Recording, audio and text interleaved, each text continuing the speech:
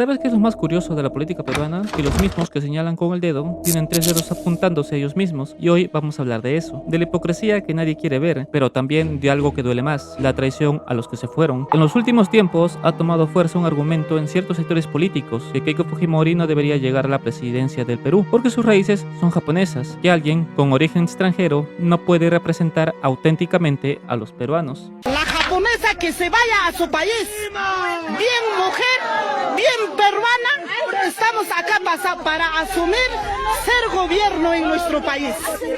Ya, está claramente, acá no podemos cuestionarnos de nuestro título o señora no es profesional. En la ley ante la ley somos iguales.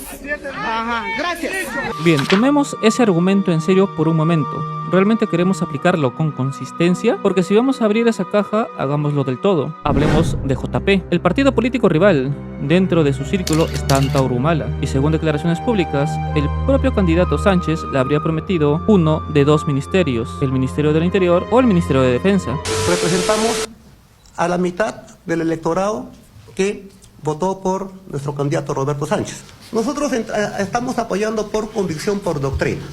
El mismo Roberto, en cierre de campaña en la Plaza 2 de Mayo, públicamente nos ofreció la titularidad de defensa, creo que del interior. Yo lo he agradecido públicamente y lo he anotado. Ahora la pregunta incómoda, ¿saben cuál es el origen de la familia Humala? Por la línea paterna, los Humala tienen ascendencia italiana. El bisabuelo de Antauro era italiano y eso no es un detalle menor, porque hoy en día toda la familia directa puede solicitar pasaporte italiano gracias a esa herencia. Entonces, ¿con qué cara se señala el origen japonés de Keiko? Si en el mismo partido que la critica hay una figura clave que puede viajar con pasaporte europeo. Pero no termina ahí. La segunda vicepresidenta de esa misma lista tiene padres bolivianos, no abuelos, no bisabuelos, padres. ¿Alguien de ese sector ha salido a cuestionar eso con la misma energía con la que cuestionan a Keiko? Y aquí llegamos al punto más profundo, porque hay quienes hablan de defender lo peruano, lo originario, lo andino, pero la realidad histórica es brutal. El imperio inca fue destruido con el virreinato, las culturas originarias fueron diezmadas, mezcladas u absorbidas. Hoy prácticamente nadie en el Perú puede reclamar ser descendiente puro de aquellas civilizaciones. Somos un país mestizo, siempre lo fuimos. Quechua con español, con africano, con japonés, con italiano, con chinos, eso somos. Usar el origen extranjero como arma política no es solo hipócrita, es ignorante de lo que el Perú realmente es. Es decir, tenemos que crear una nueva iglesia tahuantinsuyoana, un nuevo clero incaico,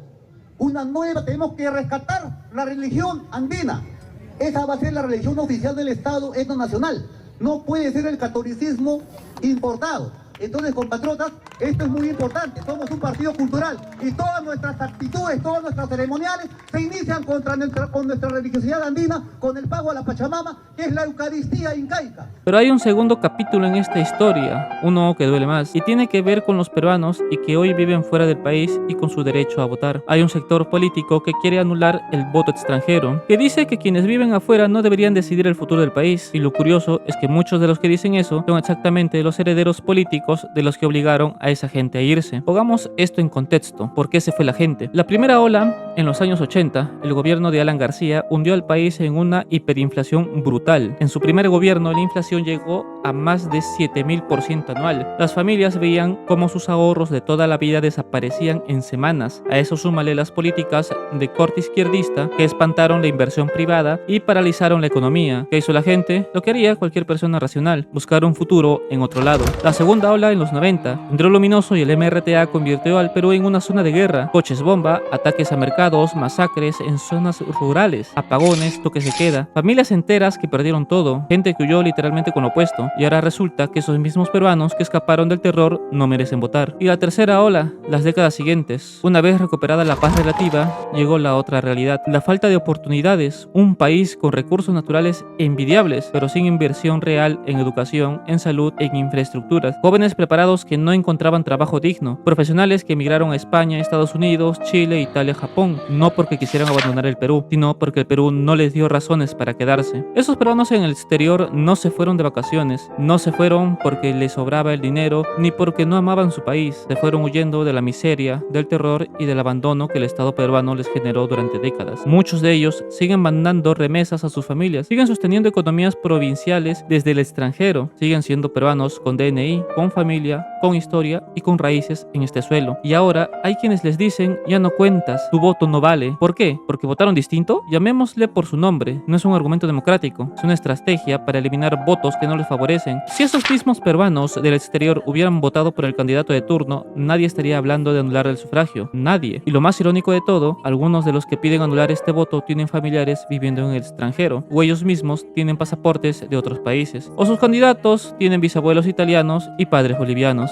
Entonces, hagamos el resumen de lo que nos están diciendo. Keiko no puede ser presidenta porque tiene origen japonés, pero Antauro, con pasaporte italiano disponible, sí puede manejar el Ministerio del Interior. La segunda vicepresidenta con padres bolivianos no es problema, pero el voto del peruano que emigró a España sí lo es. Los que huyeron de la inflación de García, del terror de Sendero y de la falta de oportunidades no merecen opinar sobre el futuro del país que los expulsó. ¿Ven la contradicción? No se trata de principios, nunca se trató de principios, se trata de poder y de a quién le conviene, qué regla, en qué momento. Aunque no estoy aquí para decir por quién votar, ya que ese es tu derecho y el de los peruanos que viven en Lima, en Cusco, en Trujillo y también en Madrid, en Miami, en Tokio y en Buenos Aires. Lo que sí te digo es esto: cuando alguien quiera convencerte de cierto peruano merece votar o que cierto candidato no merece gobernar por su apellido o su sangre, pregúntate siempre a quién le conviene esa regla, porque en el Perú las reglas cambian según el viento político. Lo único que no cambia es la hipocresía. Entonces desconfíen del que dicen ya está muerto.